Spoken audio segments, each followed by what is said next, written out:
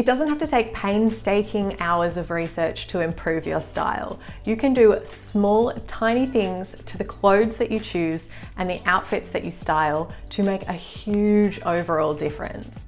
So today I want to talk about 5 really easy things that you can do and start thinking about to help improve your style, feel more elevated with your outfits and confident with your overall style. All right, let's get started. Number 1, add or mix textures. Often for me, an eye-catching outfit is one that has a mix of textures. Textures can be found both in the material of the fabric, but also the pattern of the fabric can create the illusion of a texture. So for example, a monochrome outfit of all black will look a lot better if you mix a couple of textures in there. That could be different shades of black or different materials involved. I would say when it comes to mixing patterns though, don't mix more than 2 patterns because it can become really overwhelming. There's definitely some people out there that can do it, but I think it's really tricky and we may as well keep it more simple for ourselves and stick with just 2. Even mixing 2 patterns can be really hard, so just keep that in mind. Here are a few really good examples from Pinterest as well that mix textures and patterns really well. Number 2, think small. So like I said at the beginning of the video, it's really the small things that can make a massive difference. So improving your style doesn't have to be too complicated. Start thinking about the really small things. For example, the buttons on a shirt or the length of trousers. Where do they fall on your ankle? Or maybe it's just simply rolling up your sweater sleeves. It is the tiny final details of an outfit that can really make that outfit shine. And I really do think that a lot of top fashion stylists pay attention to those tiny, tiny details. So for example, the buttons that are on a shirt, they can either make an outfit look really cheap or a bit more expensive. So when you're purchasing something new, really ask yourself, is every part of this shirt something that I love? Because if there's one little thing on there that cheapens it, or if there's one little thing on there that you don't love, then you got to be patient and put that one aside so you can find the perfect shirt for you at another time. So for me, an example of this is I was searching for the perfect wide leg trouser for about 2 years and I kept trying different ones on. I really couldn't find that perfect trouser that ticked all the boxes for me, and it took me 2 years. So I was really patient with that, but now that I have them, I love them, and I love every single bit about them, and it just means that I feel great in them. So I ooze confidence when I wear them, which really reflects in my style. And I actually get wear out of them as well, and that's really important to me, is having items in my closet that I really get wear out of. Another small example is the styling of sleeves or cuffs of an item. That might be just rolling up your jumper sleeves so that 1/3 of your arm is showing. I think that's a really nice way to show balance in an outfit.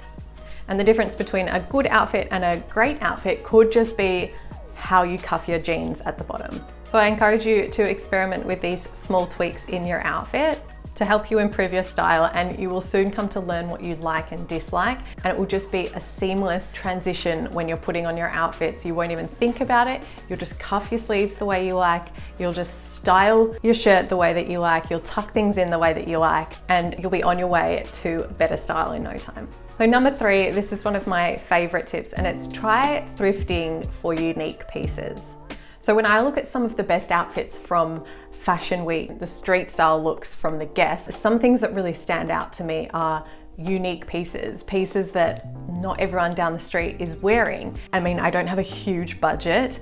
I can't be going out and spending a lot on these pieces, but I like to curate a nice collection of pieces, special unique pieces from charity shops or from market. So I do have a couple of thrifted pieces in my wardrobe that stick out to me as unique pieces, and they're things that I get a lot of comments on from people and compliments, which is really nice. And I just love wearing these pieces. They can really update a basic, plain, everyday outfit and make it something special. Number 4 is have your go-to jewellery collection. If you haven't done so already, now is the perfect time to set up your go-to everyday jewellery collection.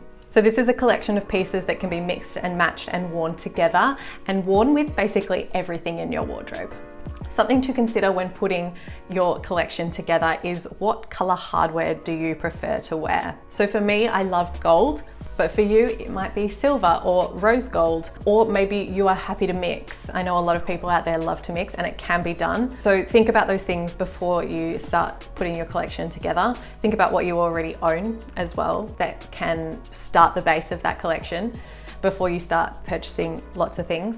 And when purchasing these things, versatility is key. So I've made a video about versatile jewellery in the past, which I will link above here for you and in the description. They're just pieces that you can take pendants off, or you can adjust the chain, or you can layer up with other pieces. They go that extra mile in your wardrobe, and they're really good for having the base of your everyday jewellery collection.